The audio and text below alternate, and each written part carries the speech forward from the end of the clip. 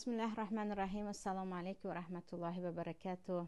هموطنان و همزبانان عزیز، زیادی از شما علل خصوص خواهران میپرسند که آیا دعایی هست برای برطرف شدن غم و اندوه؟ آیا دعایی هست برای پرداخت کردن قرض ها که در یک زمانی هستیم از یک طرف ایپوتک، از یک طرف کردیت، از یک طرف قرض برای راهکرا، از یک طرف غم و اندوه های مشکلی مهاجرت. همه گویا شاید فقط به نظر من باشد که مردمی ما رو از هر طرف احاطه می کند و زیاد میپرسند که آیا دعایی هست برای رفع غم و اندوه؟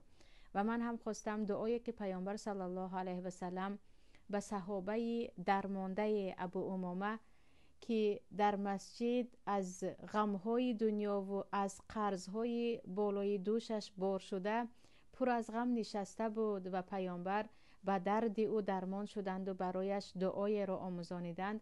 خواستم در این نوار برای شما آن دعا را گفته گذارم که انشاءالله خودی متن دعا را هم در زیر همین نوار می توانید هم عربیش را هم تاجیکیش را پیدا کنید. عزیزان، در ما حدیث در ابو داود است، اینچنین در سنن بیهقی هست که بار پیامبر صلی الله علیه و سلم داخل مسجد می شوند در مدینه و می بینند که ابو امامه انصاری وقتی نماز نیست اما در کنج مسجد پر از غم و اندوه نشسته است. پیامبر میگن ابو امامه چی شد که در این وقت که الان وقتی نماز نیست تو را در مسجد میبینم؟ ابو امامه میگویند پیامبر الله، از مشکلی های دنیا که بالای سرم آمد و از قرض های زیاد که دیگر مرا دارند نابود میکنند من پناه آوردم به مسجد، دارم در مسجد می نشینم. پیامبر رحمت میگویند آیا به تو دعای را یاد دهم؟ اگر آن دعا را بخوانی هم مشکلی هایت برآورده می شود، هم قرض هایت پرداخت کرده می شود. ابو امامه میگویند بله یا رسول الله. پیامبر صلی الله علیه و سلم میگویند هر وقتی که صبح رسید و هر وقتی که شام شد، یعنی هر صبح و هر شام این دعا را بخوان: اللهم اینی اعوذ بک من الهم والحزن، اللهم اینی اعوذ بک من العجز والکسل، اللهم اینی اعوذ بک من الجبن والبخل، اللهم اینی اعوذ بک من غلبة الدین و قهر الرجال. پیامبر گفتند ابو امامه هر صبح یا گفتیم بعد از هر نماز بامداد و این چونین هر شام، هر وقتی که نماز شام شد یا وقتی شام رسید این دعا را بخوان: اللهم اینی اعوذ بک من الهم والحزن، پروردگارا من به تو پناه میبرم، من از تو کمک میخواهم از تمام غم و اندوه ها، غم هایی که الان دارم، مشکلی هایی که الان دارم و اندوه و پشیمانی هایی که پیشتر کردم و برای آنها هم حسرت میخورم، یعنی غم های گذشته و حاضرم. و این چونین به تو پناه میبرم من العجز والکسل، از ناتوانی که از دستم هیچ کار نآید. وقتی انسان از دستش کار نمی آید بیچاره تر از او کسی نیست. والکسل، و از تنبلی، از دستم کار می آید اما تنبلی مرا نمیگذارد که آن را انجام دهم. و این چونین من الجبن والبخل، و تو پروردگار پناه میبرم از ترسانچکی و این چونین از بخیلی. این دو صفت هست یا دو خصلت است، یکی ترسوگی، دیگر بخل. چی در مرد چی در زن باشد از صفتهای رذیله هست که انسان رو خیلی بیقدر و پایان میکند. از این هم پناه میبرم که من نه ترسانچک باشم نه بخیل باشم.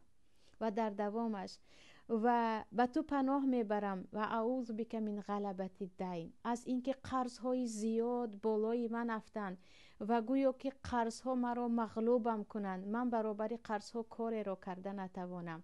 و قهر رجال، و مردها و مخلوق مثل خودم بالای من غلبه کنند، بالای من پرزوری کنند و در نزد آنها من بیچاره باشم، من مسکین باشم، قوت من، شجاعت من به مخلوق مثل خودم نرسد.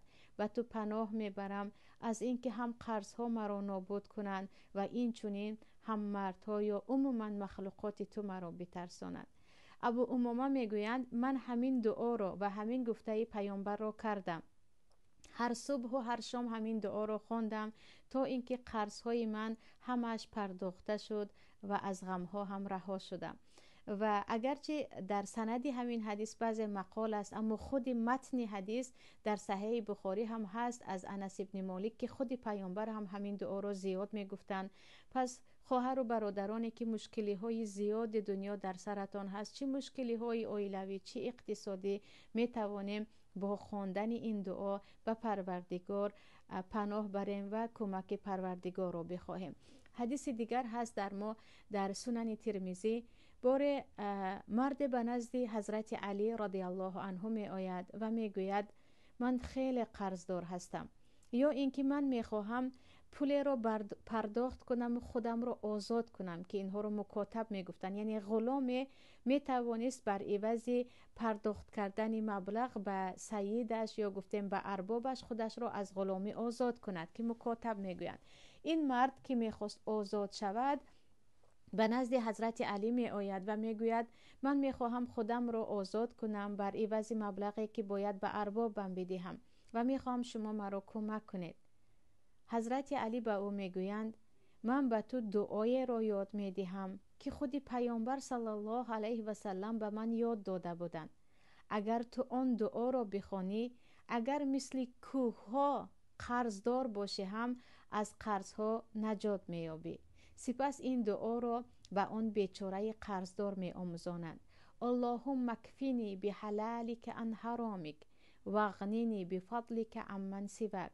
پروردگارا مرا با رزق حلالت کفایت کن، بگذار رزق حلال تو که به من نصیب میکنی برای من بسنده باشد و من به حرام دست نزنم.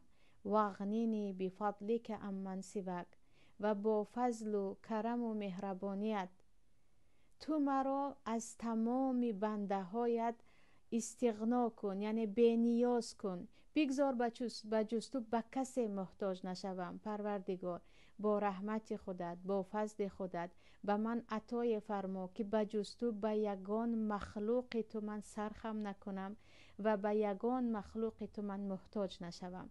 و این دعا را حضرت علی و این بیچاره قرضدار میگویند و میگویند مثل کوه اگر قرضدار باشی هم نجات مییابی، چون این دعا را من از پیامبر آموختم. اللهم اکفینی بحلالک عن حرامک واغنینی بفضلک عمن سواک. با امید آنکه هر یک قرضدار قرضهایش پرداخته شود و هر یک صاحب غم و اندوه از غمها رها یابد، شما را به الله میسپارم و این چنین به یکایک شما عزیزان توصیه میکنم که این دعا را که انشاءالله زیر نوار خواهم گذاشت حفظ کنید، تا که در زندگی نه به یگان مخلوق بجز الله محتاج شوید و نه توانند غم و اندوه بالای شما غالب آیند. السلام علیکم و رحمت الله و برکاته.